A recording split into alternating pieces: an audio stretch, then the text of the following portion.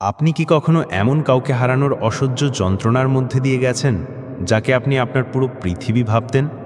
সেই গভীর শূন্যতা যা বুকের ভেতরটা তোলপাড় করে দেয়, যখন আপনি বুঝতে পারেন যে মানুষটা আর আপনার নেই। হয়তো সে কোনো কারণ ছাড়াই দূরে সরে গেছে, আপনার প্রতি তার আগ্রহ হারিয়ে ফেলেছে, অথবা সম্পর্কটা এমন এক জায়গায় এসে থেমেছে যার কোনো ব্যাখ্যা আপনার কাছে নেই। এই অবস্থায় আমাদের প্রথম এবং স্বাভাবিক প্রবৃত্তি হয় তাকে আঁকড়ে ধরার। আমরা তাকে বারবার খুঁজে ফিরি, অনুরোধ করি, অনুনয় বিনয় করি, কিংবা কী ভুল হয়েছিল তা নিয়ে ঘন্টার পর ঘন্টা অতিরিক্ত বিশ্লেষণ করে নিজেকেই কষ্ট দিই। কিন্তু কঠিন এবং নির্মম বাস্তবতা হলো, আপনার এই মরিয়া প্রচেষ্টা তাকে আপনার কাছে ফিরিয়ে আনার বদলে আরও দ্রুত গতিতে দূরে ঠেলে দেবে। আপনার এই দুর্বলতা ও হতাশা তাকে কেবল এটাই বোঝাবে যে সে আপনাকে ছেড়ে গিয়ে সঠিক সিদ্ধান্তই নিয়েছে। তাহলে প্রশ্ন হলো, এই ধ্বংসের কিনারা থেকে ফিরে আসার উপায় কি? এমন কোনো পথ কি আছে যা দিয়ে আপনি কেবল তাকে ফিরিয়েই আনবেন না, বরং তার চোখে আপনার জন্য হারানো শ্রদ্ধা এবং আকর্ষণকেও নতুন করে জাগিয়ে তুলবেন? এর উত্তর লুকিয়ে আছে হাজার হাজার বছর পুরনো এক দর্শনে, যার নাম স্টোইসিজম। চলুন আজ আমরা সেই প্রাচীন জ্ঞানের গভীরে ডুব দিই। স্টোইক কৌশল, হারানো ভালোবাসা ফিরে পাওয়ার পথ। ইতিহাসের পাতা উল্টালে দেখবেন, পৃথিবীর সবচেয়ে শক্তিশালী সম্রাট, অপরাজিত যোদ্ধা এবং মহাজ্ঞানী দার্শনিকদেরও হৃদয়ভঙ্গের বেদনা সহ্য করতে হয়েছে। মহান রোমান সম্রাট ও দার্শনিক মার্কাস অরেলিয়াস বুঝতে পেরেছিলেন যে আমাদের দুঃখের মূল কারণ হল বাইরের ঘটনার ওপর আমাদের অতিরিক্ত আসক্তি। তিনি লিখেছিলেন যে তোমার মনকে তুমি নিয়ন্ত্রণ করতে পারো, বাইরের ঘটনাগুলোকে নয়। এটি একবার বুঝতে পারলেই তুমি আসল শক্তি খুঁজে পাবে। এই দর্শনটি আপনার বর্তমান পরিস্থিতির জন্য সমানভাবে প্রযোজ্য। যখন আপনি তার মনোযোগ ফিরিয়ে পাওয়ার চেষ্টা বাদ দিয়ে নিজের নিয়ন্ত্রণের মধ্যে থাকা বিষয়গুলো, অর্থাৎ আপনার মনোভাব, আপনার কাজ এবং আপনার আত্ম উন্নয়নের ওপর মনোযোগ দেবেন, তখনই খেলার পুরো গতিপথই বদলে যাবে।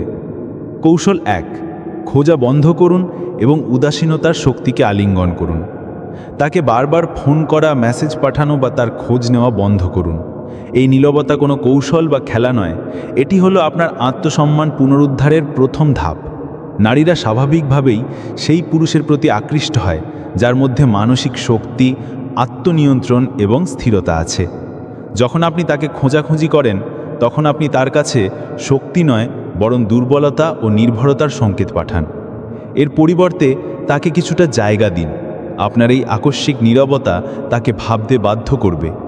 তার মনে প্রশ্ন জাগবে যে সে কেন আমাকে খুঁজছে না? সে কি এত সহজে আমাকে ভুলে গেল? তার জীবনে কি নতুন কেউ এসেছে?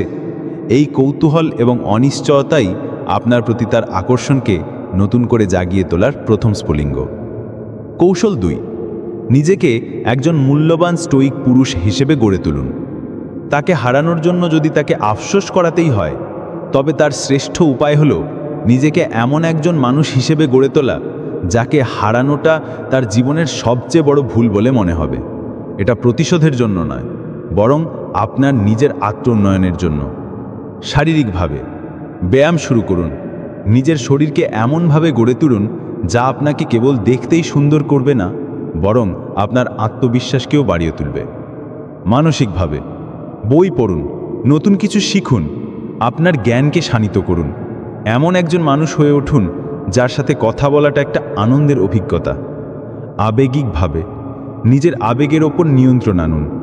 ধ্যান করুন, মানসিক শান্তিতে মনোযোগ দিন। এমন একজন পুরুষ হয়ে উঠুন যাকে বাইরের কোনো ঝড় সহজে টলাতে পারে না। উদ্দেশ্য নিয়ে বাঁচুন। আপনার জীবনের একটি লক্ষ্য নির্ধারণ করুন এবং সেটির পেছনে ছুটুন। একজন উদ্দেশ্য প্রণোদিত মানুষ, যার সুখ কেবল একজন নারীর ওপর নির্ভরশীল নয়, সে স্বাভাবিকভাবেই অনেক বেশি আকর্ষণীয়। তাকে আপনার কাজের মাধ্যমে দেখিয়ে দিন যে আপনার সুখের উৎস আপনি নিজেই, অন্য কেউ নয়। প্রাচীন দার্শনিক সেনেকা বলেছিলেন, ভাগ্য তখনই সঙ্গ দেয় যখন প্রস্তুতি আর সুযোগের মিলন ঘটে। প্রস্তুত করুন নিজেকে, কারণ যখন সে আপনার এই অসাধারণ পরিবর্তন লক্ষ্য করবে, তখন সে এর প্রভাব অনুভব করতে বাধ্য হবে। কৌশল 3, তাকে আপনার কাছে আসতে দিন।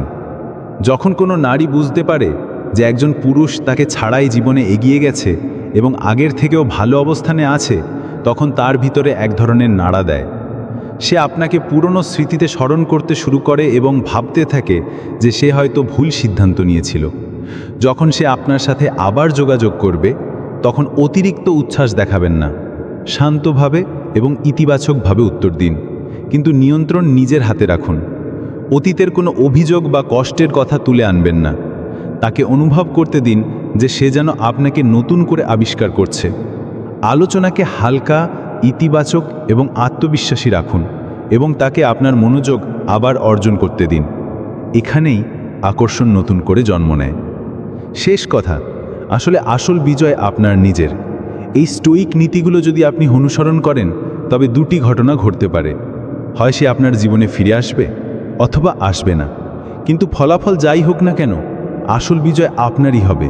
কারণ এই যাত্রার শেষে আপনি এমন একজন মানুষ হয়ে উঠবেন যে আগের থেকেও অনেক বেশি শক্তিশালী, বুদ্ধিমান এবং আকর্ষণীয়। স্মরণ রাখবেন, আপনিই পুরস্কার। যদি সে ফিরে নাও আসে, তার অর্থ হলো আপনি আরও ভালো কিছুর জন্য তৈরি হচ্ছেন। হৃদয়ভঙ্গের যন্ত্রণা কোনো ব্যর্থতা নয়, এটি হলো আপনার রূপান্তরের জ্বালানি, যা আপনাকে আপনার শ্রেষ্ঠ সংস্করণে পরিণত হওয়ার সুযোগ করে দেয়। যদি এই স্টোইক মতবাদ আপনার ভালো লেগে থাকে এবং আপনি আত্ম উন্নয়নের এই যাত্রায় আমাদের সাথে থাকতে চান, তাহলে মোস্তফা ভয়েস চ্যানেলটি সাবস্ক্রাইব করতে ভুলবেন না। ধন্যবাদ।